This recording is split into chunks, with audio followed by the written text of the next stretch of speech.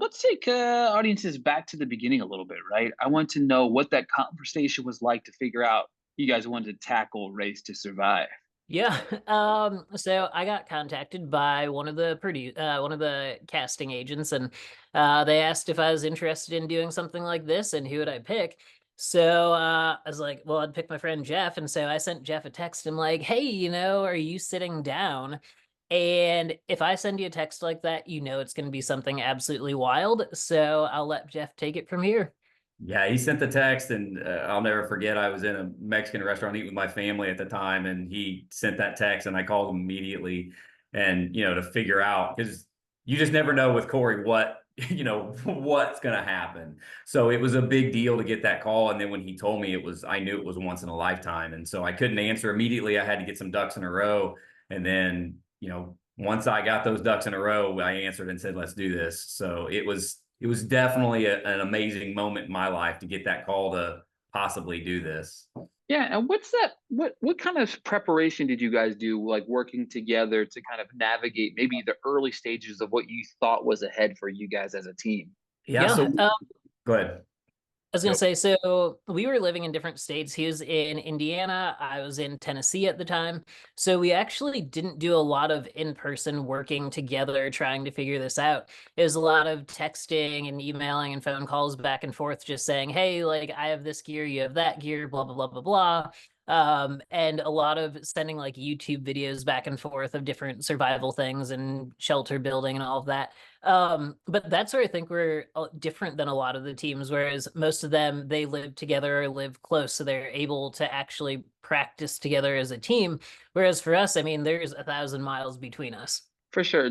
Let's go fast forward to the first day, right? You guys complete that first mission. Jeff, what's kind of going through your head? Did the strategy that you guys kind of had go in stay the same, or was it kind of like, all right, we need to alter what we're doing here?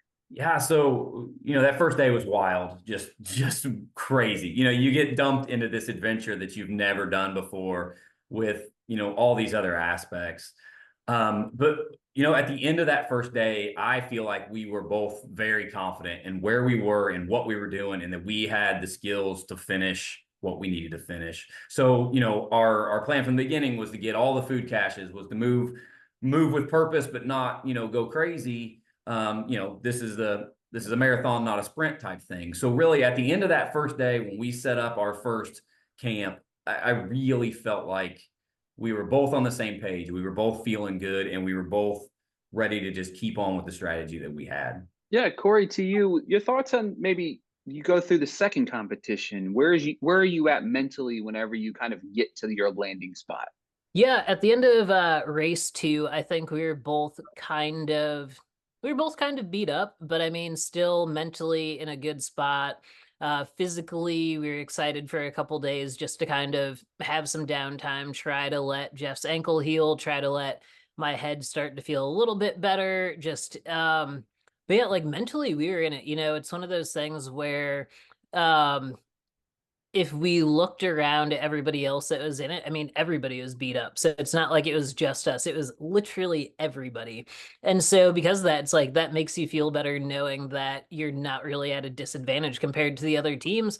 And so mentally, you just have to tell yourself, all right, like you have 2 or 3 days of downtime and then you have to be on again. So let's go. Yeah, as we head into race three, as they're depicting what is about to happen, I'm obviously sitting in a comfortable chair watching them depict what's going to go on in this 22-mile race.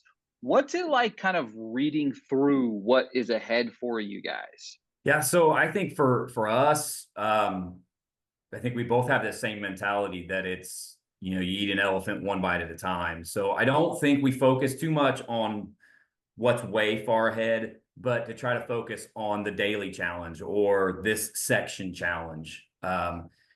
Being ultra marathoners, I think we both have this mindset that we just have to do the task at hand, whether that's to the next aid station or to the next. And we've discussed that on the, in ourselves that, really just trying to make it aid station to aid station. For us being ultra marathoners, we kind of broke it down to like that. So we really didn't look at each leg as a whole, we looked at it as, okay, we need to be here by the end of the day, or we need to be here by the end of that day. So that was kind of our mentality for everything throughout that show. Yeah, and Corey, to you, obviously the trip comes to a kind of a screeching halt here for you. Kind of take me through your head in that entire process. How hard was it to kind of pull that trigger? Yeah, it was one of those things where Jeff and I are both competitive people. But I don't know that's always necessarily competition with other people. It's just we want to push ourselves to see how hard and how far we can go. And so with that, it was one of those things where I'm sitting there and it's like, well, my legs are still working. So yes, I could continue to walk somewhere, or my arms are still working, so I could paddle if I have to. But my head was just not working. And it wasn't like, oh, I just don't feel like being here anymore. It's my head literally was just not functioning as it should be. And so with that, I don't feel like I was making just great decisions when I was out there when it came to even like foot placement or whatever. And so it was just a really tough decision to have to pull it. But it's one where, Jeff and I discussed this ahead of time where, our number one thing is like make it back home to friends and family safe. And so that was kind of that rule and that line of, okay, if we push too hard with a concussion, there are absolutely consequences that could happen from it. And the farther you go into the back country, it's just the harder it is to get out of there if something goes really wrong. Yeah, Jeff, to you, kind of looking back on everything that went down, do you think that there's anything you guys could have done differently to maybe alter the course of what happened? Oh, wow. I mean, hindsight's 2020, but I've replayed it in my head, and it's just not, there's just nothing we could have done. There's no other approach. There's no other, could we have, slowed down, or could we have done that? And I just don't feel like, it was the hand we were dealt. So I don't feel like there was anything that could have stopped him from getting concussion. There was no, yeah, we could have wore helmets the whole time, but we can't do that. So I don't feel like there's much that we could change on that aspect of it. I don't feel like, there could have been any more rest put in anywhere. I mean, we did all we could and we pushed as hard as we could. All right, a fun one before we go. Corey, what was, looking back on that time, what was your favorite moment throughout the entirety of the race? Yeah, I will say, I I was gonna say the campfires that everyone has at the end of the day. But honestly, I think during race 3, when we were the second team to the cache and only like 2 seconds behind Oliver and Corey, I think that was also pretty exciting. And it's just pretty amazing how it went from like super high to super low within a minute. But honestly, that was a pretty exciting moment because that's when people realized it's like, oh, Corey and Jeff have been sitting in, 5th place for most of this thing, and oh, now they're a threat. Jeff? Yeah. So, for me, obviously piggyback on Corey, those aspects of it were great. When you nail the navigation, things like that. It felt good. I've had 2 shout outs now from other contestants or other athletes that, that I'm a good navigator. That felt great.